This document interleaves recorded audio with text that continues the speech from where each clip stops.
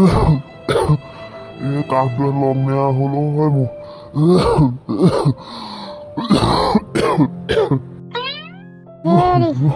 আপোনাৰ বৰ কষ্ট হৈছে নহয় নে এনেকৈ কাহি কাহি কিমান থাকিব আৰু নকবি তগৰ কিমান কাহিম বুকুখন ফাটি যাওঁ চিটি যাওঁ কৰে দেখোন কাহটোৱে মোৰ ভাল হোৱা নাম নোলোৱাই হ'ল কিয় জানো কাহেনো ভাল হোৱাৰ নাম ক'ৰ পৰা ল'ব ঔষধ পাতি খুৱাব পাৰিলেহে কাহটো ভাল হ'লহেঁতেন কিন্তু এই দুখনি সেইকণ সামৰ্থ্য নাই যেন আপোনাক প্ৰয়োজনীয় ঔষধ পালি কিনি আনি দিব পাৰিম আপোনাক এই ক'ৰবালৈ কাম কৰিবলৈ যাবও নোৱাৰা হ'লোঁ বেমাৰী মানুহ অকলে ঘৰত কেনেকৈ এৰি থৈ যাম তগৰ ইমানকে কি চিন্তা কৰিছ আচোন চাহি মোৰ জ্বৰখন আজি উঠি আছেনে নাই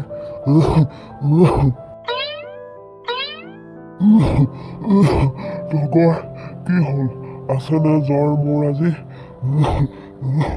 নাই আজি আপোনাৰ গাত জ্বৰ নাই দেখোন কাহটো এনেইহে মাৰি আছে মোৰ জ্বৰ নাই তেতিয়াহ'লে মোক ভাত কেইটামান তেও আজি ভাত কেইটামান বনাই দে মোক ভাত কেইটামান খাবলৈ বৰ মন গৈ আছে বহুত দিন ভাত খাবলৈ পোৱাই নাই ঈশ্বৰ কি বিপাঙত পেলাইছে মোক মানুহটোৱে ইমান দিনৰ মূৰত ভাত কেইটামান খাবলৈ মন গৈছে কিন্তু ঘৰত দেখোন চাউলৰ নামত খুটকণ এটাও নাই কিন্তু মানুহটোকতো মই আজি ভাত কেইটামান খুৱাবই লাগিব কি কৰিম ভগৱান তগৰ তই কি ভাবিছ দিবি নে নিদিয় ভাত কেইটামান পাৰিবি নে ভাত কেইটামান বনাই দিব নকওঁ কিয় পাৰিম মই আপোনাক ভাত কেইটামান বনাই দিব পাৰিম আপুনি এতিয়া শুই থাকক মই ভাত কেইটামান বনাই আপোনাক খাবলৈ জগাই দিম হ'ব দে হাই বহুত দিনৰ মূৰত ভাত কেইটামান খাবলৈ পাম মই তই হ'লে মোক জগাই দিবি দেই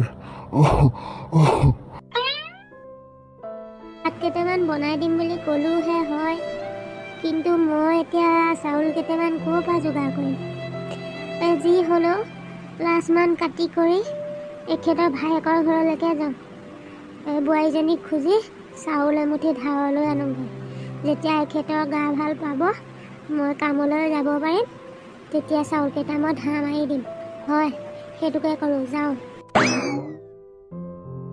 এই মাছৰ আঞ্জাখন বৰ ধুনীয়া হৈছে যেন পাইছোঁ গোটেই ঘৰটো আমোল মোলাই গৈছে গোন্ধই আৰু আজি চিতল মাছটো বেছ ডাঙৰ যেন পাইছোঁ দেই পিচকেইটা ইমান ডাঙৰ আজি খাই বঢ়িয়া লাগিব বোৱাৰী কি হ'ল হা কি হ'ল মই মাছ বনোৱা গোন্ধ পাই পেলাই ৰ'বই নোৱাৰিলে আহি একেবাৰে পাকঘৰ পাই গ'লি নহয় বোৱাৰী তোমাৰ মাছৰ গোন্ধ পাই মাছ খাবলৈ পোৱাৰ লোভত মই ইয়াত পোৱাহি নাই মই তোমাৰ ওচৰলৈ দৰকাৰ এটাতহে আহিছিলোঁ কি দৰকাৰত আহিছে মোৰ ওচৰলৈ মানে বোৱাৰী পাৰা যদি মোক তুমি চাউল এমুঠি দিয়াচোন মই কেইদিনমানৰ পাছত তোমাক উভতাই দিম আকৌ এইখন আমাৰ ধৰমশালা পাইছে নি কিবা এটা অভাৱ হ'লে দৌৰি আহে যে আমাৰ ঘৰলৈ নহয় বোৱাৰী ধৰমশালা বুলি ভবা নাই আমাৰ পৰিয়ালৰ বাবে তোমাৰ ওচৰলৈ ঢপলিয়াই আহিছোঁ গম পোৱাই নহয় মানুহজন আজি বহুত দিন ধৰি বিচনাত পৰি আছে সেইবাবে মই কাৰোবাৰ ঘৰত কাম কৰোঁ বুলিও যাব পৰা নাই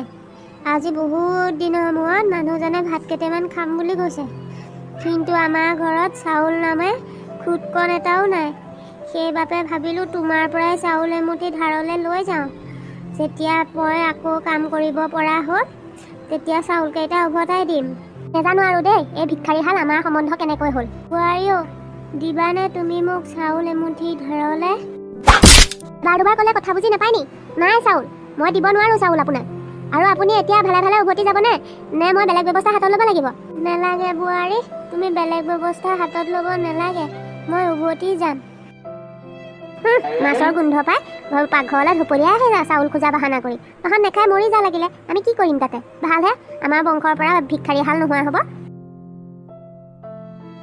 হে অন্নপূৰ্ণা মা অন্নদাত্ৰী মা দেখিছা আজি এই দুখনিৰ অসহায় অৱস্থা আজি মানুহজনে ইমান দিনৰ মূৰত এমুঠি ভাত বিচাৰিছে, কিন্তু চোৱাচোন এই দুখুনীৰ অৱস্থা।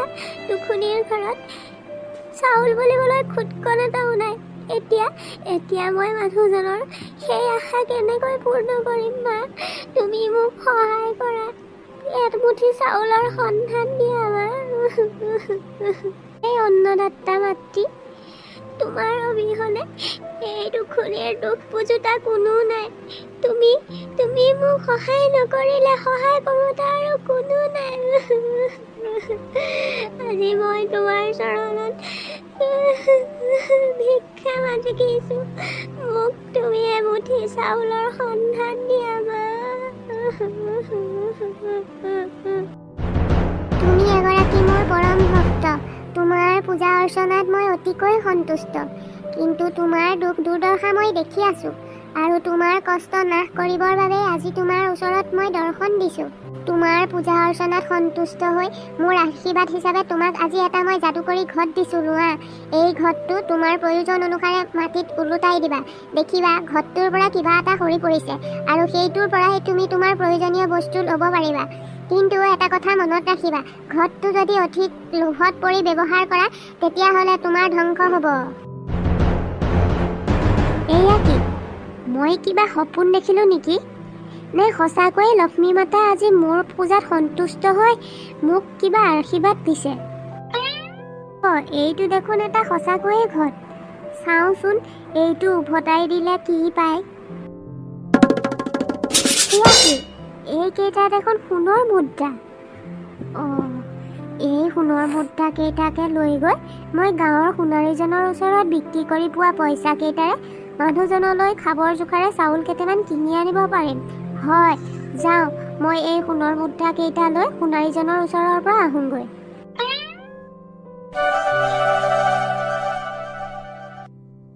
কিহে তগৰ, আজি ইমান ৰ'দখনত তই মোৰ দোকানলৈ দৌৰি আহিলি যে? এই কিবা পইচা পাতি ধাৰলৈ নিবলৈ আহিছ যদি আগতীয়াকৈ কৈছো দেই। এই তহঁতৰ দৰে দুখীয়া মানুহক মই পইচা আৰু ধাৰলৈ দিব নোৱাৰো। এই বছৰ পইচা কেইটা পাবলৈ বাট চাই থাকিব লাগে।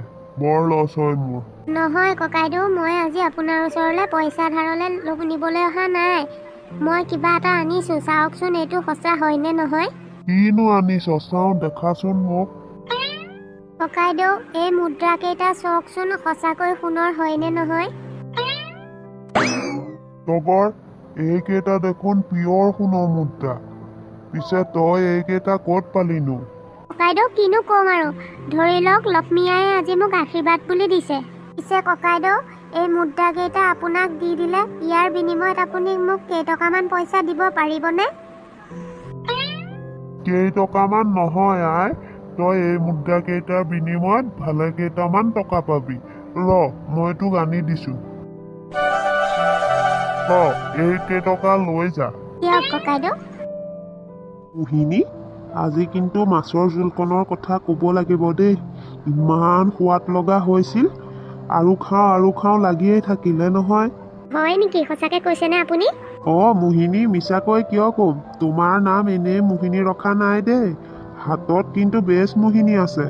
ৰ'বা, এইবাৰ আকৌ চহৰলৈ যেতিয়া যাম, ঘূৰি আহোঁতে তোমালৈ সোণৰ খাৰু এযোৰ লৈ আহিম মই। আপুনি ইমান ভাল সঁচাকে। ভাল হ'বই লাগিব। তুমি মোক ইমান জুতি লগাকে ৰান্ধি খুওৱা, এনেকুৱা এটা মাজে মাজে উপহাৰ দিবই লাগিব, নে কি কোৱা? আপোনাক মই কথা এটা ক'বলৈ পাহৰিছিলোৱে। কি কথা কোৱাচোন? চাউল কেইটামান বিচাৰি আজি আপোনাৰ নবৌৱেক আহিছিল আমাৰ ঘৰলৈ। পিছে চাউল তুমি দিলানে নাই? নিদিলো। এদিন চাউল দিলে সুবিধাহে পাব সদায় এইদৰে বিচাৰি আহিবলৈ।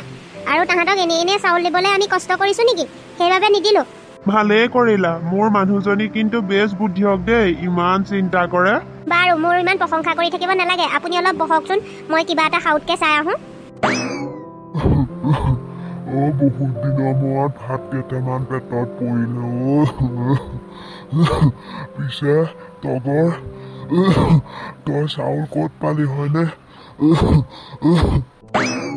হয়তো নবৌৱে দেখোন অলপ আগত এটাও চাউল নাই বুলি মোক বিচাৰি গৈছিল, আৰু মইতো চাউল নিদিলোৱে। নবৌৱেনো চাউল ক'ৰ পৰা পালে? গোটেই কথাখিনি শুনি যাওঁচোন, কিবা এটা মোৰ পাওঁৱেই বা। সকলো দেৱী লক্ষ্মী মাতাৰ আশীৰ্বাদ বুজিছেনে? মানে কি ভালকে বুজাই কচোন নাই। অথনি আপোনাক মই ভাত বনাই দিম বুলি ক'লোহে, কিন্তু ঘৰত চাউল নামে খুটকন এটাও নাছিল। সেইবাবে ভাবিলোঁ আপোনাৰ ভায়েকৰ ঘৰতে কেইমুঠিমান বিচাৰি যাওঁচোন। সেই বুলি বিচাৰি যাবলৈ পালোঁহে। বোৱাৰীজনীয়ে মোক যিখিনিহে তিৰস্কাৰ কৰিলে। বোৱাৰীজনীৰ পৰা ইমানখিনি অপমান পাই মনৰ দুখতে লক্ষ্মী ফটোখনৰ আগতে ইনাই বিনাই কান্দি আছিলোঁ। আৰু তেতিয়াই লক্ষ্মী মাতাই মোক দৰ্শন দিলে, গম পাইছেনে? আৰু মাতাই আশীৰ্বাদ হিচাপে মোক এটা যাদু কৰি ঘট দিলে। সেই ঘটটো মই প্ৰয়োজনত যেতিয়াই মাটিত ওলটাই দিম তেতিয়াই বোলে কিবা এটা নহয় কিবা এটা সৰি পৰিব। সেই বুলি কৈ মাতা অন্তৰ্ধান হ'ল। আৰু মই তেতিয়া লগে লগে ঘটটো মাটিত উভতাই দিছিলোঁ। আৰু আচৰিত কথা কি জানেনে? সেই ঘটটোৰ পৰা সোণৰ মুদ্ৰা কেইটামান সৰি পৰিলে নহয়। সেই সোণৰ মুদ্ৰা কেইটাকে মই সোণাৰী তাৰাত বিক্ৰী কৰি যিকেইটা পইচা পালোঁ, সেই কেইটা পইচাই ঘৰলৈ চাউল তাউল কিবা কৰি এনেকে বজাৰ কৰি আনিলোঁ। লক্ষ্মী মাতা ইমানখিনি আশীৰ্বাদ কৰিলে যেতিয়া চাবা মোৰ গাও ভাল হ'ব। কাৰণ ঔষধ কেইটামান কিনিব পাৰিম নহয়। কথা মানে সেইটো। কিন্তু এই ঘৰটো এই বুঢ়া বুঢ়ীহালৰ ওচৰত থাকিলে এই দুটা আমাতকৈ বেছি ধনী হৈ যাব। ঘৰটো মই এতিয়াই চুৰ কৰি আমাৰ ঘৰলৈ লৈ যাম। কৰি ঘৰত এতিয়া মোৰ হাতত। এইটো উভতাই দি ইমানেই সোণৰ মুদ্ৰা উলিয়াম, আমি একেবাৰে গাঁৱৰ ভিতৰত ধনী হৈ যাব পাৰিম। মোহিনী কি কৰা কি কৰোঁ বাদ দিয়ক, মই ঘৰটো উভতাই দিম। এইটো পাৰ মাটিত কি পৰিব চাবচোন। এয়া কি মোহিনী, এয়া দেখোন সোণৰ পইচা সৰি পৰিছে ঘৰটো জোকাৰি দিল। তুমি আহো জোকোৱা বহুত সোণ ওলোৱাকে জোকাৰি থাকা। এই সোপা সোণ বিক্ৰী কৰিলে আমি বহুত কোটিপতি হৈ যাম। গোটেই সোণে পুতি পেলাইছে দেখোন। উশাহ লোৱাত কষ্ট হৈছে। মৰিম এতিয়া। কোন আছে? বচাওক, বচাওক। মাতা কি দেখিছো এয়া? এই সোপা দেখোন গোটেই সোণে সিঁচৰতি হৈ আছে।